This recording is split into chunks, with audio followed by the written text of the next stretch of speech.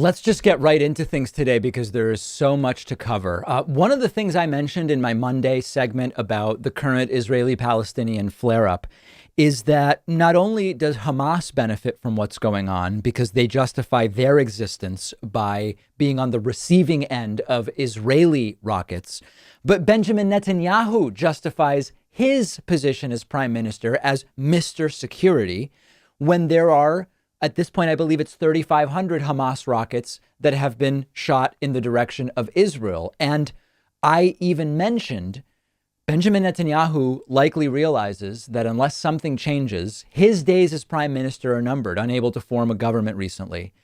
He was recently interviewed on CBS Face the Nation by John Dickerson, and Dickerson, to his credit, went right at this idea and said, essentially, are you killing people to try to stay in power? That's the crux of it.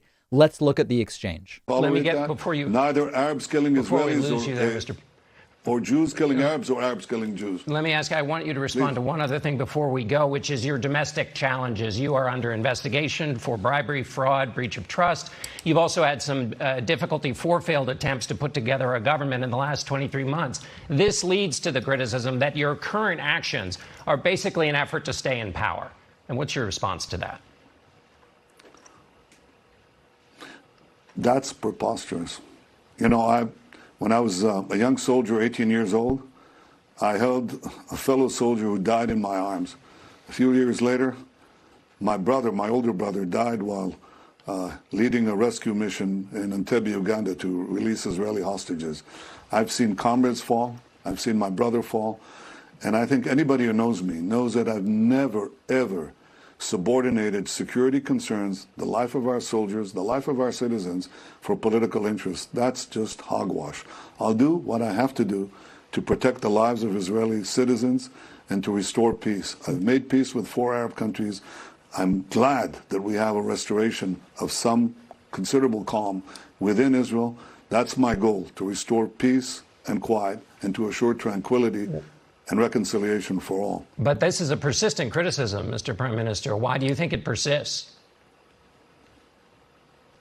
It persists because I've been reelected 5 times. It persists because I beat every other candidate in public polls and in direct election simulations. Apparently, the people of Israel, the majority, don't agree with this false criticism and this cynicism. They know that I'm standing there for Israel, and I'm doing everything I can for the safety and prosperity of the Israeli people. By the way, all of Israel's citizens, Jews and Arabs alike.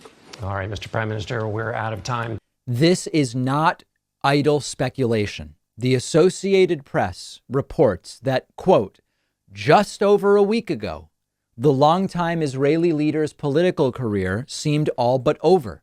He had failed to form a coalition government following an indecisive parliamentary election, and his political rivals were on the cusp of pushing him out of office.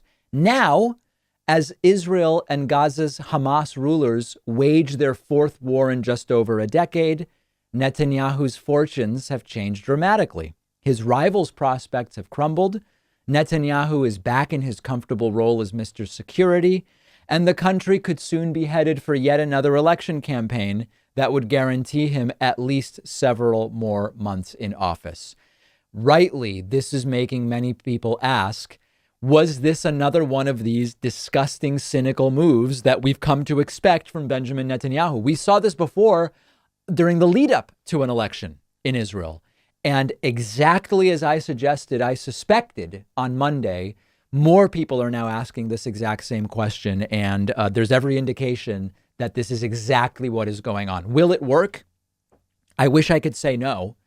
But sadly, it might. And of course, the longer Netanyahu remains in power, as well as the longer Hamas remains in power, the prospects of a real peace deal are essentially zero, as I outlined earlier this week. One of our sponsors today is COVID Rescue Fund. COVID Rescue Fund is helping small business owners who have lost their businesses during COVID. There are over 100,000 small businesses that have had to close their doors since the pandemic began. There are many organizations out there helping businesses who are still open to stay afloat, but COVID Rescue Fund is one of the few organizations working to help businesses reopen who have had to close. COVID Rescue Fund crowdsources funds to provide grants up to $100,000 for these owners to create new businesses. I would implore anyone in my audience to help COVID Rescue Fund in their mission by donating at covidrescuefund.org. All money that you give is going to the mission, not to compensating people who work for the organization.